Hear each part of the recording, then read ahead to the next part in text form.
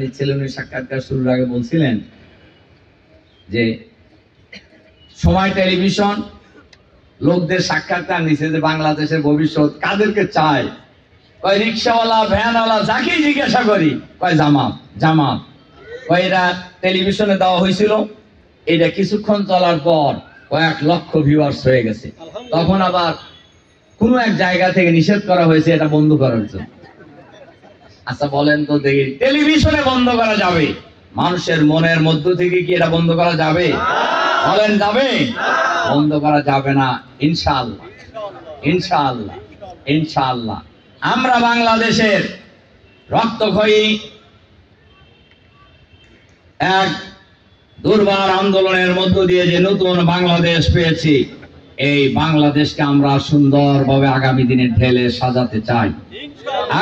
চাঁদাবাজ মুক্ত বাংলাদেশ, দুর্নীতি মুক্ত বাংলাদেশ, সন্ত্রাস মুক্ত বাংলাদেশ, নৈরাজ্য মুক্ত বাংলাদেশ, দখলবাজ মুক্ত বাংলাদেশ, আধুনিক বাংলাদেশ, মানবিক বাংলাদেশ, ইসলামের বাংলাদেশ ইনশাআল্লাহ।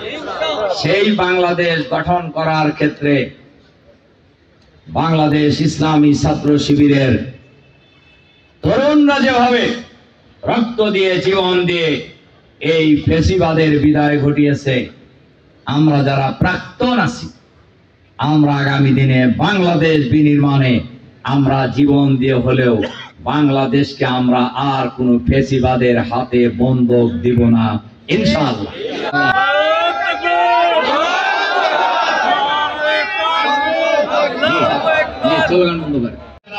ঢাকা মহানগরীর দায়িত্বে ছিলেন, একজন লোক রাস্তায় বের হয়নি, তিনিও বের হন নাই, আর এখন বহু পারে বলে বক্তৃতা করতেছে। তারাই বলতেছে সংস্কারের আর প্রয়োজন নাই। তাহলে কি আওয়ামী লীগ যেভাবে চালাইছে আপনারা সেভাবে চালাইতে চান? ন, বাংলাদেশের মানুষ ওই স্বপ্ন আর বাংলাদেশে বাস্তবায়ন করতে দেবে না, এটা জেনে রেখেন আপনারা। বাংলাদেশের মানুষ এই স্বপ্ন বাংলাদেশে আর বাস্তবায়ন করতে, কেউ যদি আওয়ামী স্টাইলের বাংলাদেশ চালাইতে চায় অথবা আওয়ামী স্টাইলে নির্বাচন করে ক্ষমতায় যাওয়ার স্বপ্ন দেখেন, এই স্বপ্ন দুঃস্বপ্ন হবে। বাংলাদেশের মানুষ বাংলাদেশের মাটিতে কার্যকর করতে দেবে না ইনশাআল্লাহ, ইনশাআল্লাহ। কি ঠিক আছে? সুতরাং আমরা বাংলাদেশকে যেভাবে বাংলাদেশের মানুষ রক্ত দিয়েছে, জীবন দিয়েছে, এখনো শহীদের, আন্দোলনকারীদের রক্তের দাগ এখনো মোছেনি। এখনো 500-র অধিক মানুষ সম্পূর্ণভাবে অন্ধ হয়ে গিয়েছে। 150-র অধিক মানুষ তাদের ঘাড়ের স্পাইনাল কর্ডস গুলিতে ছিন্ন ভিন্ন হয়ে যাওয়ার কারণে চিরদিনের জন্য প্যারালাইজড হয়ে গেছে। এই লোকেরা আর জীবনে কোনোদিন দাঁড়াইতে পারবে না।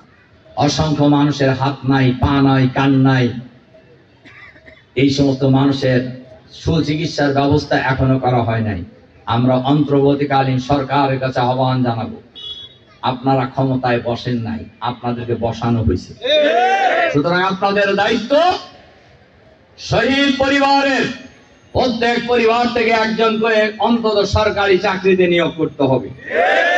2, আহত পঙ্গু যারা আছে তাদের চিকিৎসার সুব্যবস্থা করতে হবে। সাথে সাথে তাদের পরিবারের ভরণ পোষণের দায়িত্ব সরকারকে গ্রহণ করতে হবে।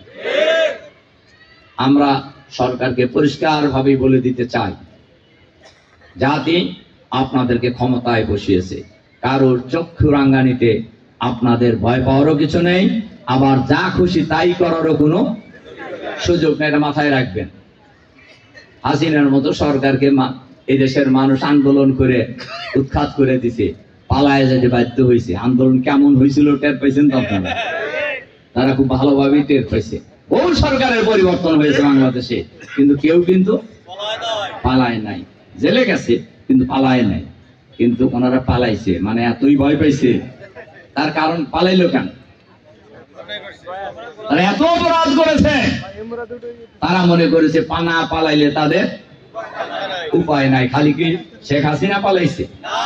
মন্ত্রীরা পালাইছে, এমপিরা পালাইছে, তাদের দলের নেতা নেত্রীরা পালাইছে, তাদের ব্যবসায়ীরা পালাইছে। পালাইছে না? পালাইছে। সম্মানিত ভাই এবং বন্ধুগণ, সুতরাং বাংলাদেশের মানুষ এত রক্ত দিয়ে, জীবন দিয়ে যে বিপ্লব করেছে, যে অভ্যুত্থানের মাধ্যমে নতুন বাংলাদেশ পেয়েছে, এই বাংলাদেশকে আর যেন তেন ভাবে যা খুশি তাই করার সুযোগ বাংলাদেশের মানুষ কাউকে দেবে না।